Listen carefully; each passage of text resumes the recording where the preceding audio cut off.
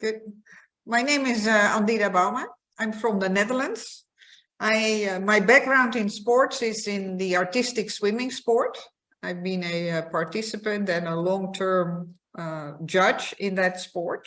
I still am. So I'm still active on the pool deck. But I've also been on the board of the Dutch Swimming Federation for 12 years in the past, among others as serving as their treasurer. I think I was the first female treasurer at the time. I've been on the financial committee of our National Olympic Committee. And since February of 22, I'm a member of the LEN Bureau. LEN is European Aquatics Federation. So it combines all the federations of aquatics in Europe.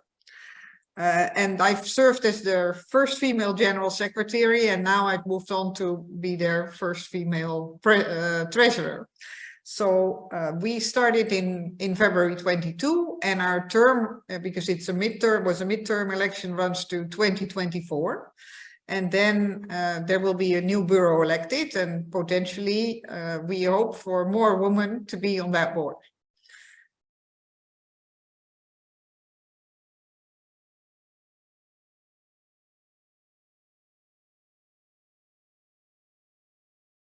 I think governance is mainly the function of oversight over sport. So it's not directly involved in the execution of the competitions or the trainings, but the oversight of basically managing the sports organization. The most important elements are in good governance in sport are, like everywhere in any organization, transparency, integrity, democracy, being accountable, being able to control, having controls in place over what is happening. And then factors that are now coming up, like diversity and inclusion, as well as ESG, so economically and environmental friendly methodologies. I don't think that is very different in sport than in other organizations.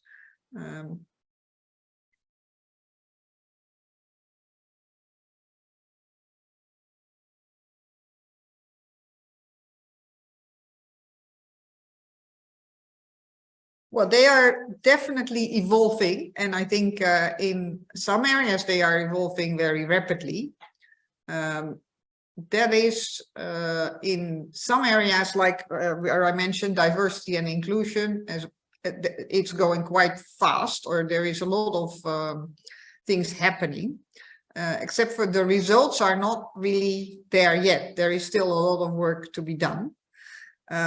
Also, I think in the areas, more the general areas like transparency, integrity codes, having more democracy and control, fair elections, the more integrity about manipulation.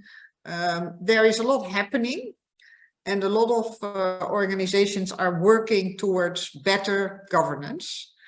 But also there is still a lot of work to be done. So it's not that I think the sports industry can say that their governance overall is at a good level. I think we still need to work quite hard to get it to a level that is first acceptable, and then good, and then outstanding.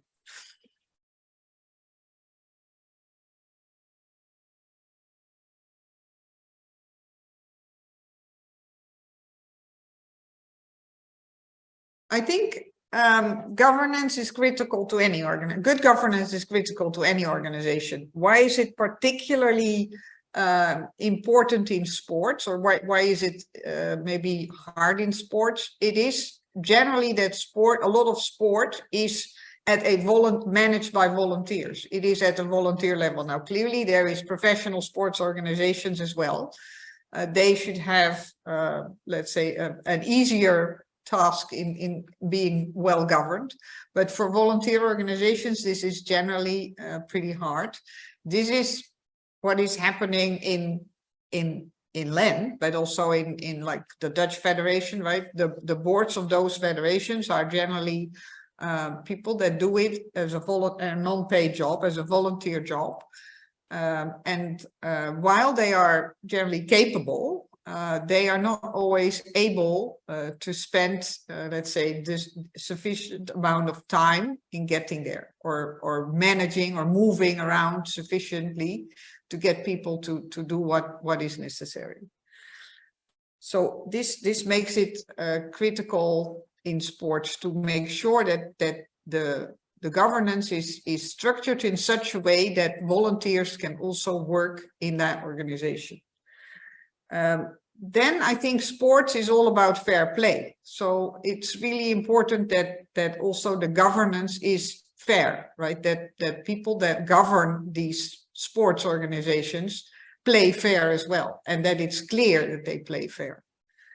The third reason I think is that generally in sports organizations, particularly in the, let's say, amateur field, where there's a lot of young people involved. And often there is people in positions of power that train these people or that are governing these people. So it's very important that there is a good framework in which the positions of those young people or people that are, let's say, in a position where they are being governed, have a good structure around them to protect them.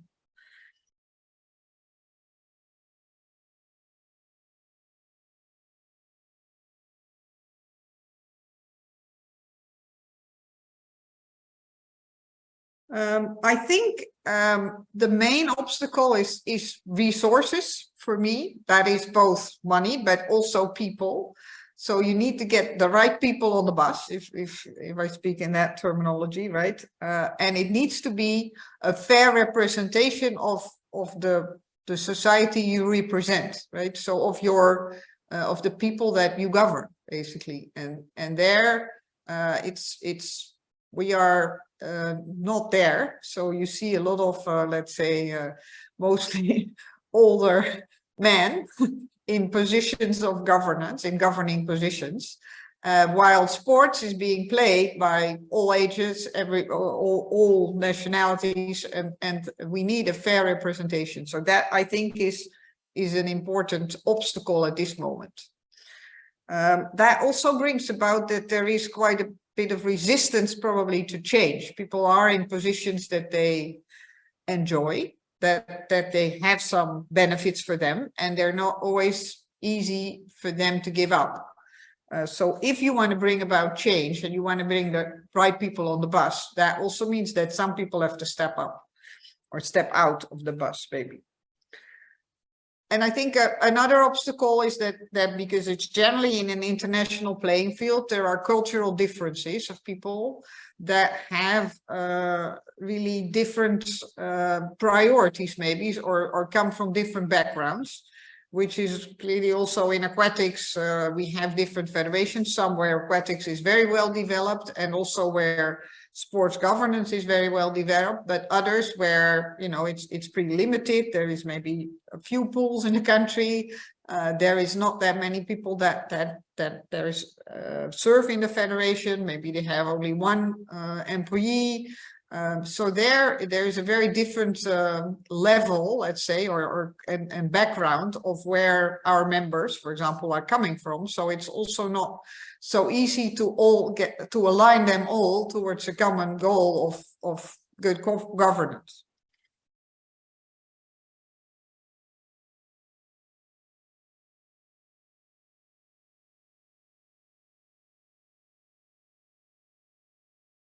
I think some of our risks are also related to these cultural differences and the fact that people look at it in a different way. So you have a risk of losing support from the people you are actually governing, right? You are representing. So you need to make sure that you implement good governance, but that you do it with the people that you are actually governing. So we need to have a process in place where they are involved where they are informed, but also involved.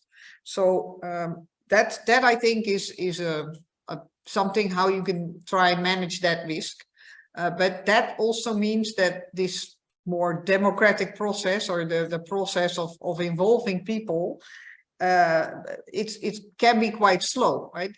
Before you get people bought into your program of changing certain governing rules or bringing about change, it can take time. So it is not always easy to bring about change in the period that you need to that you have. So you need to work hard to get it done, let's say. Another factor is that there is, we talked about volunteers earlier, right? And but clearly there is lots of organizations that have professionals that can execute a lot of the things, that the strategy that is being formulated. There will be a split, but that also brings a risk that actually also the strategy, let's say, formation, right? The formulation is now done by the professionals. So actually the people who are, let's say, the volunteer side, the people that actually are governing the sports in the different federations lose a little bit of their influence. So you get a disparity, if you want, between the larger body and the people that are doing the execution, let's say, in the fields. But this is, I think, the structure of the organization should make sure that there is a control over the professional organization, and that there is like a board or let's say a body that actually is controlling what is happening at in regular intervals. And maybe to add, this is because there are risks, but there are also rewards. So I think it's very important that we do not, let's say, get put off by the fact that things are maybe slow or they don't always go as quickly as we want. And we don't always achieve immediately what we want. Like we are now going to try and aim for a more gender equal board, right, in the next round, which is clearly going to be hard. But it's also, I think, the reward is that you do get a team spirit, and that you do get an organization where people feel that they belong to, or that they are part of, and that they are being listened to. So I think that is one of the big rewards also of good governance.